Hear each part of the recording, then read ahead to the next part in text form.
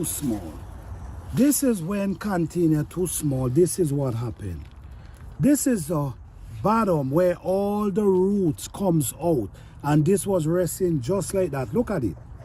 This is not good, because this, when you have it like that, it actually damaging the root, guys. This is way too small for your container. No, this is a very challenging way to transplant this plant, because you don't know. Look what happened. All the holes in the bottom, the root find its way out in the holes in the bottom. You rest this and just like this is not gonna go. These plants could go at least 2 feet tall, but in this condition is not gonna grow much. No, I have to, that basically I have no choice but to damage this root. I have no choice. You see, look what, it come through every hole. So basically I'm gonna try to transplant it and see what could happen.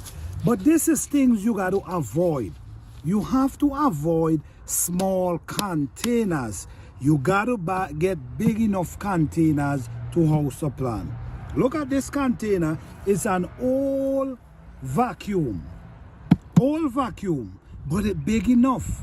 So what I'm gonna do here now, guys, is basically I have no choice. As you see, all the root is tangled right up here. What? Look what's going on. Up in these holes is nothing I can do. You see, is nothing I can do. So we in the spring, so let's hope that what I'm doing here is gonna survive. But I have zero choice. But this is what happened when your container is not big enough.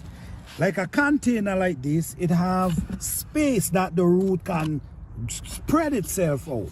But in this condition, it's very difficult for the plant. So I'm gonna try pull them as much as I can.